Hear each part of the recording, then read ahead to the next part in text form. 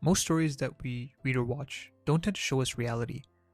Often, most stories reshape reality as a way to entertain and form a conclusive narrative from start to finish.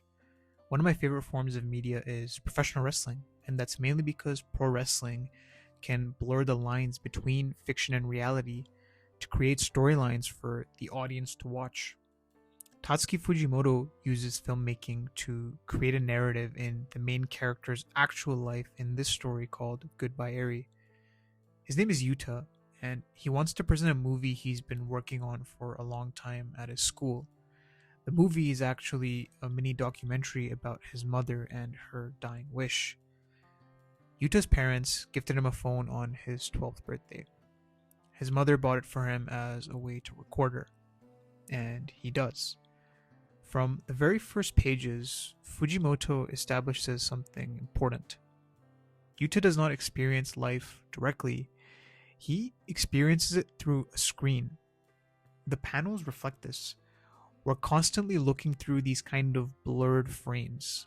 The blurred frames represent like what's being recorded. The sad part about this is Yuta's mother knows she might die very soon, so she asks him to record everything. Yuta doesn't argue, he doesn't cry in front of her, he doesn't really process what's happening, but he films. On the surface, it seems like a lighthearted and organic documentary about a woman trying to overcome her illness. But there's something uncomfortable about this, and Fujimoto wants us to feel that discomfort.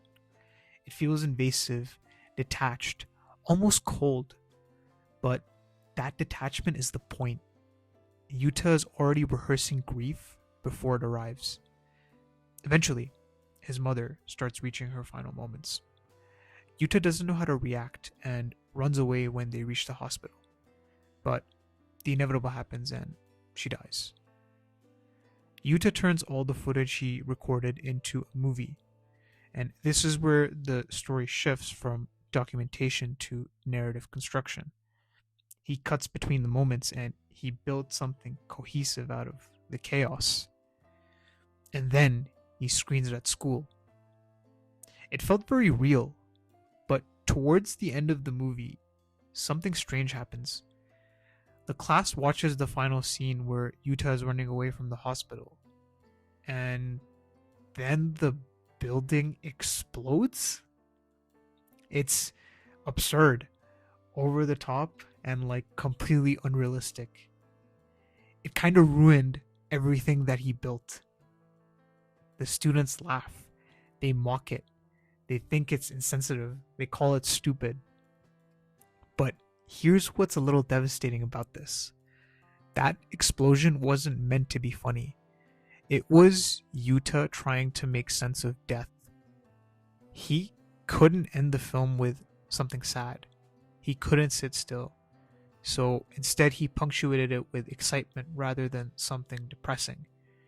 He wanted to turn something helpless into something cinematic. And to Yuta, that exaggeration probably felt more honest than a flat hospital monitor going silent.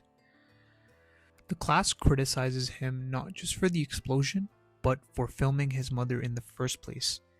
They accuse him of exploiting her. But was he?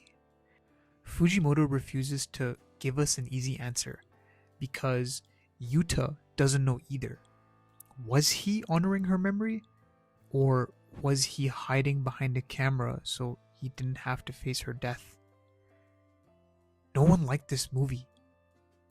This made Yuta really sad. He starts recording himself and says he wants to end it all. He can't take it anymore.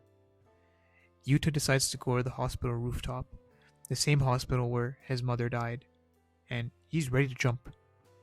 Fujimoto has already established the core conflict. Can you survive reality without turning it into fiction? Yuta's mother asks him to record everything. But what does everything mean? Does it mean the quiet suffering, the fear, the awkward jokes, the ugly parts, the boredom? Or does it mean the version you can live with? The explosion wasn't a joke. It was an escape from something that hurt him very much, and the world rejected it.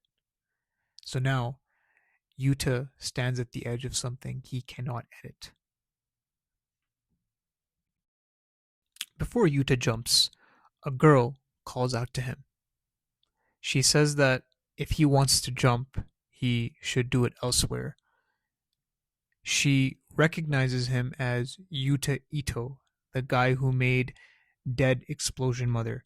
By the way, yes, that's the real name of the movie. I'm not joking. Like, that is the actual name of the movie. Her name is Eri.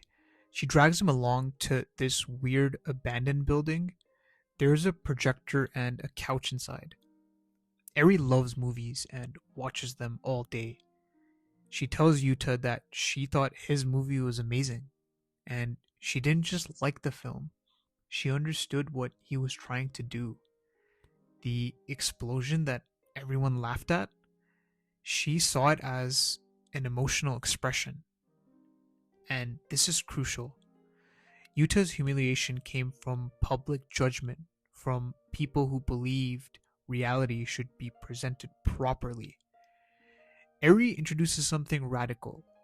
Reality doesn't have to be presented honestly, it has to be presented meaningfully. That's the difference between documentation and storytelling. This abandoned building where they watch movies is quite interesting. It's dim, quiet, isolated from the world, a place where fiction is allowed to dominate. And this is where Yuta starts learning more about what really makes a good movie. They watch a ton of genres: horror, drama, romance, action, tragedy. The manga doesn't show us all the titles, but the implication is clear.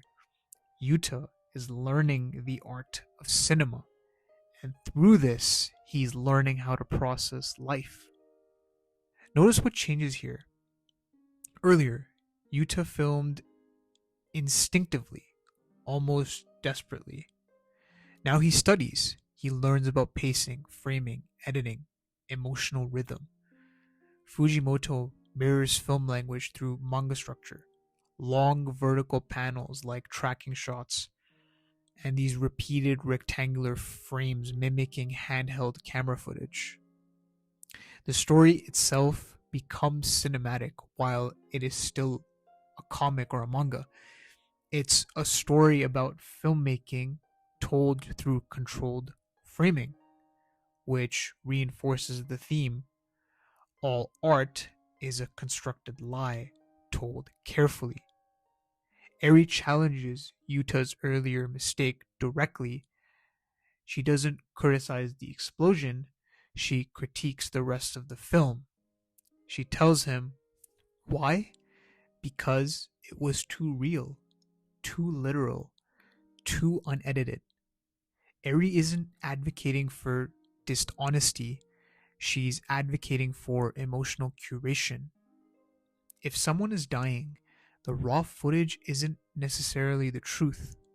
The truth might be in how you remember them. In wrestling, feeling, it amplifies it. Eri sees Yuta's explosion the same way. It wasn't fake, it was expressive. Then comes a pretty strange idea. Yuta wants to make another movie. This time, it won't really be a documentary, it will be a narrative, and Eri is the subject. Unlike the first film, this one is intentional, structured, stylized. They plan shots, they repeat takes, they shape scenes. Yuta is no longer just filming life, he's directing it, and this raises a subtle but important tension. When you start directing your life like a movie, are you living or performing? There's something else beneath the surface. Eri watches movies obsessively. She avoids going outside during the day, and she seems pale, fragile, withdrawn. This gives Yuta the idea to make Eri's character a vampire. Is it a metaphor? Is it playing fiction? Or is it foreshadowing? Fujimoto never lets this settle. And I think that ambiguity is deliberate because now we're in a story about storytelling, which means it's hard to trust what we're seeing at face value.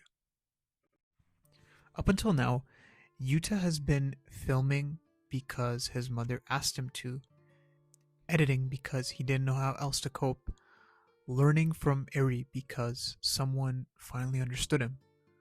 There's a moment in the hospital room that his father recorded. It was his wife's final moments. She isn't heroic. She's truthful about Yuta. She's tired, vulnerable, and speaks honestly. She thinks Yuta isn't good for anything. He can't do what she's asked him to do properly. She herself is a former TV director and can distinguish good content from bad.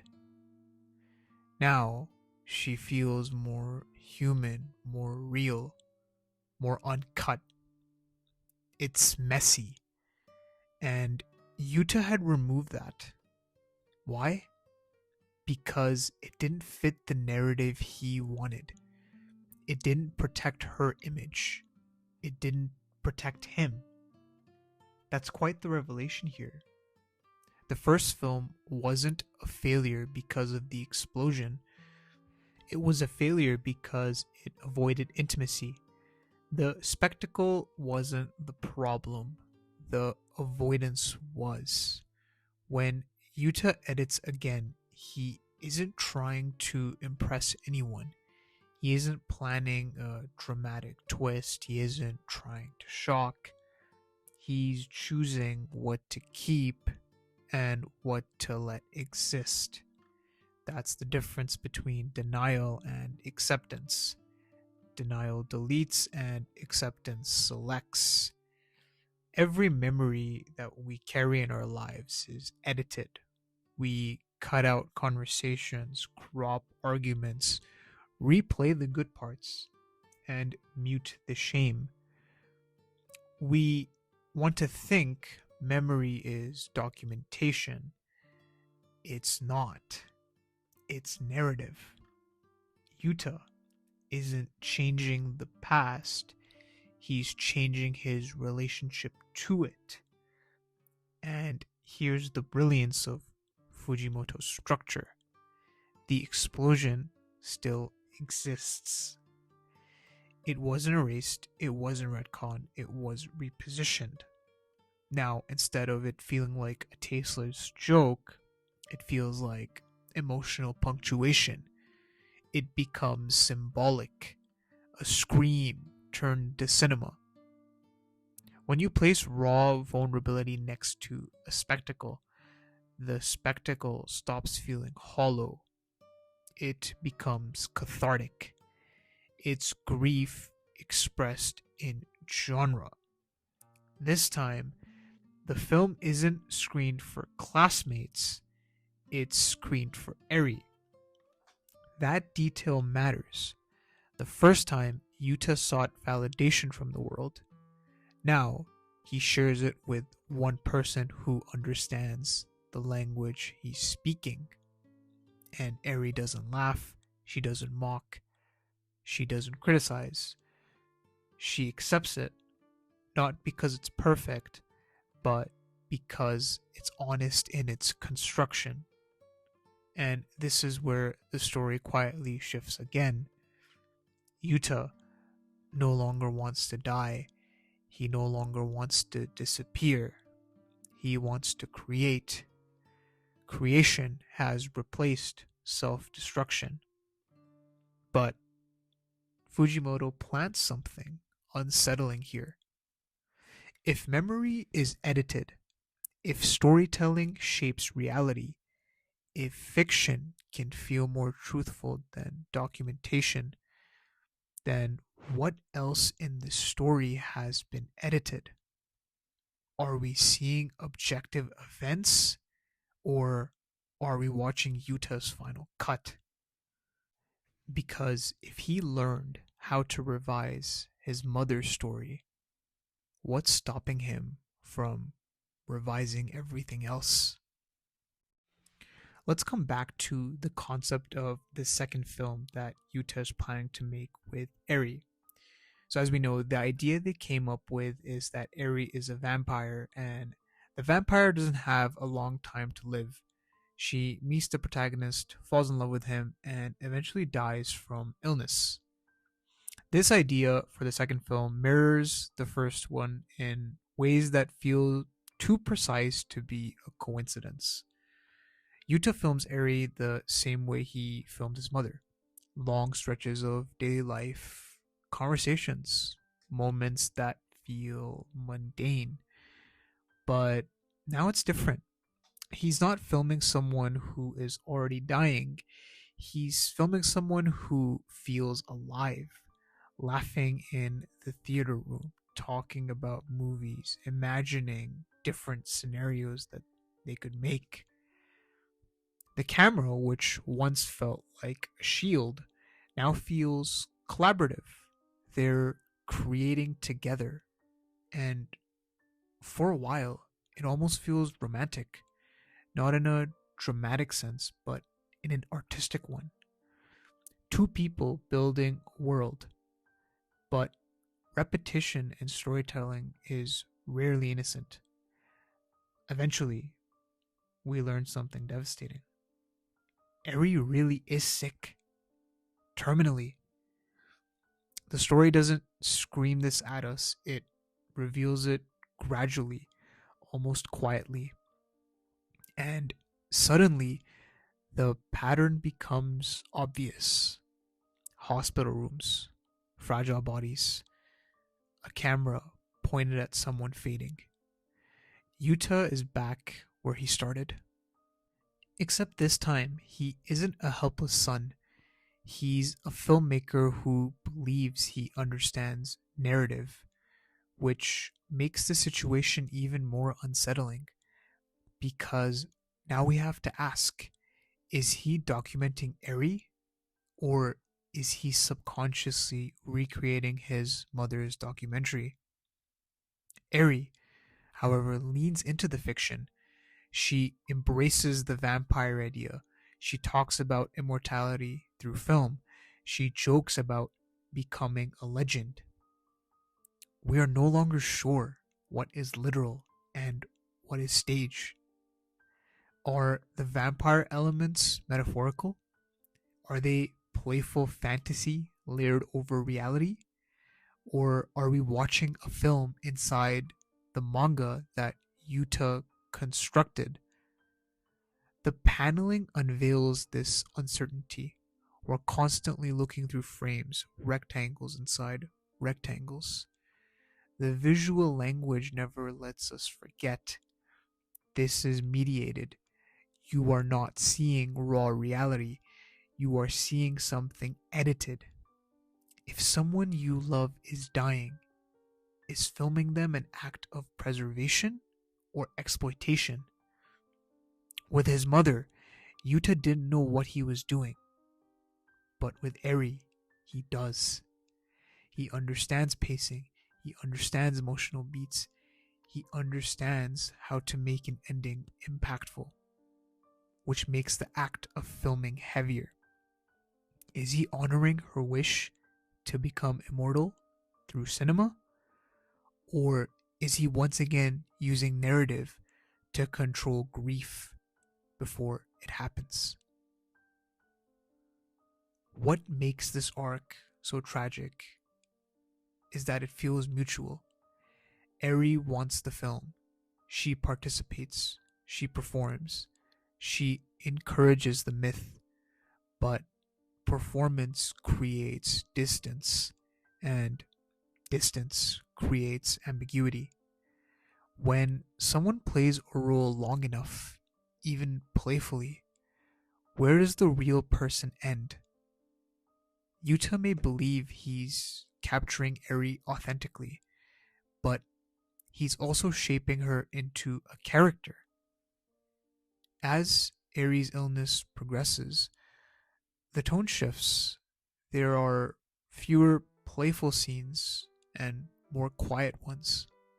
Moments where the camera lingers too long, moments where Yuta doesn't speak, the hospital returns, but it doesn't feel identical to before because now the audience understands what Yuta understands. The ending is coming, and that anticipation is suffocating. In the first arc, grief was a little sudden. Here it's slow, filmed, composed, almost rehearsed, and that makes it more painful. Is Yuta learning to cope, or is he learning to perfect the art of rewriting tragedy? Because something is different this time. With his mother, the explosion came after death. With Eri, the fantasy is embedded from the beginning. It's not an ending twist, it's baked into the premise itself, which means this story might not be heading towards acceptance. It might be heading towards something stranger. After Eri's illness reaches its implied end, the story doesn't give us a clean, cathartic goodbye. There is no extended deathbed scene, no dramatic final monologue, no clear cut closure. Eri wanted an ending that would make everyone cry who watched it. And so, time skips. Yuta is older now, different haircut, different posture, a little more composed, but something feels hollow. The film he made with Eri became popular. It was praised, celebrated, everyone loved it. The same world that mocked his first film now applauds him, and here's the uncomfortable irony. He learned how to edit grief properly. He refined it, packaged it, made it palatable, and now it's successful. The public validation he once sought has finally arrived, but Eri isn't there to see it, which makes the success feel strangely empty. Yuta even starts working and gets married, but he is still looking back at the Eri film, re-editing it. There is an almost obsession with making it perfect. Then comes another abrupt rupture. A car accident. Sudden, violent, almost random. And the way it's presented feels intentionally disorienting. It doesn't linger on mechanics. It feels like a narrative interruption, as if the story itself glitched. This is important. Earlier, tragedy was something Yuta filmed. Now, tragedy happens to him, unedited, uncontrolled. There's no camera in his hand, no opportunity to shape the moment. And the lack of authorship is terrifying. If the hospital arc was grief, if the Eri arc was anticipatory grief, this moment is shock. But instead of collapsing, Yuta does something revealing. He thinks about film, he thinks about structure, he thinks about endings. Even now, his mind defaults to narrative. This is the subtle suggestion Fujimoto plants.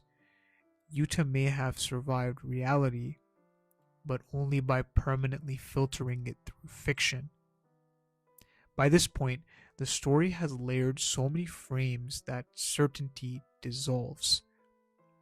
We've watched a film about his mother, a revised version of that film, a film about Eri, scenes that may or may not be staged, and a time skip that feels too abrupt. So when chaos erupts again, we can't help but wonder, are we watching reality or another cut? The manga has trained us to question everything, every explosion, every dramatic beat, every shift in tone. Because if Yuta learned to rewrite tragedy once, why wouldn't he do it again? When trauma repeats, people search for patterns. Patterns create meaning. Meaning creates survival. If something can be shaped into a story, it feels less random, less cruel, less meaningless.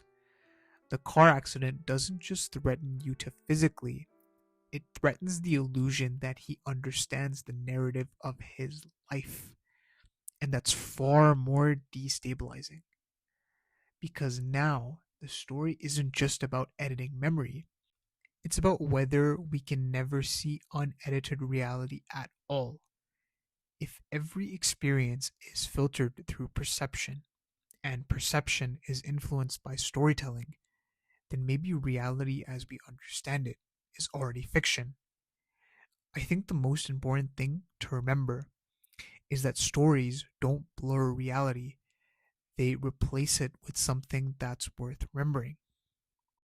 As we reach the final stretch of Goodbye Eri, it's hard to trust anything we've seen. We've seen a documentary that wasn't really a documentary, a love story that may have been partially staged, a vampire metaphor that might not be metaphor, a time skip that fractures continuity, and a car accident that feels narratively suspicious. So, when the ending arrives, it doesn't feel random, it feels inevitable. This manga ends with an explosion of the abandoned building, the building where Yuta and Eri watched all those movies. And it's bigger, more theatrical, more unapologetic. But this time, it doesn't feel like a mistake. It feels deliberate, confident, and controlled. The same device that once humiliated Yuta now defines him. And that's the evolution. At the beginning of the story, spectacle was a desperate shield. Now it's a conscious choice. Ares' vampire idea lingers through the ending like a ghost. Immortality through fiction. Living forever through recorded memory. A vampire doesn't die, they persist in myth. And Yuta has achieved something similar. His mother lives in film, and Eri lives in film. Their stories are structured, edited, framed. They are no longer raw suffering. They are narrative. And narrative endures. Whether Eri was ever a literal vampire doesn't matter. What matters is this: through storytelling, she becomes one. And that's the quiet promise art makes. In the beginning, the explosion felt inappropriate. Now it feels honest because we understand what it represents. Reality rarely gives us climactic endings. Hospitals don't explode. People don't fade out with orchestras. Goodbyes are often awkward and incomplete. But emotionally, it feels like something should explode. Grief feels catastrophic. Loss feels cinematic. The internal experience is exaggerated, even if the external event isn't. So when Yuta chooses spectacle again, it isn't denial, it's translation. He's not lying about what happened, he's expressing what it felt like. Yuta's explosions function the same way. They aren't reality, they're emotional punctuation marks. And to start this video, we asked, what happens when stories don't show us reality as it is? The answer isn't that they deceive us, even though I did say that. It's that they protect us. Memory is already selective. Storytelling just makes that selectivity intentional. We cut, rearrange, dramatize, soften, and exaggerate because unfiltered reality can sometimes be unbearable. Yuta doesn't distort the truth to escape it, he reshapes it so he can survive it. And the genius of Tatsuki Fujimoto is that he tells a story about filmmaking using a medium that is itself composed of frames. Manga panels are already edits, already curated, already selective. You never see everything between the gutters. The blank space between panels is where interpretation lives, just like memory, just like grief, just like storytelling. Sometimes, reality untouched and unedited is difficult to handle. Maybe we need explosions. Maybe we need vampires. Maybe we need exaggerated finales. Not because they're true, but because they feel true. Thank you for watching. Goodbye Eri is incredible. I read this manga just a couple weeks ago and I knew I had to make a video on it. It starts off as like this documentary that Yuta's making about his mom. It turns out that he's kind of like an insensitive asshole, but then you kind of realize that the explosions aren't meant to be funny. So then it just becomes kind of sad. He then meets Eri, and then Eri's a pretty cool character. They get really close, and then you find out that she's sick. He's filming like another documentary type thing with her, and then eventually she dies, but then he learns from mistakes from the first documentary, and then you just don't know what's real, what's fake, and it just like combines together, and then you just have this art form. I think if they animate it, like I don't know how they're gonna do it. I think it takes away the magic of the manga. That's why it's titled "This Manga is Disguised as a Movie," right? So it'll be interesting if they do make an anime adaptation of it, but it's incredible. Tatsuki Fujimoto is just an outstanding author. But thank you for watching. I hope you enjoyed it, and if not, I hope to do better in my next video. Thanks.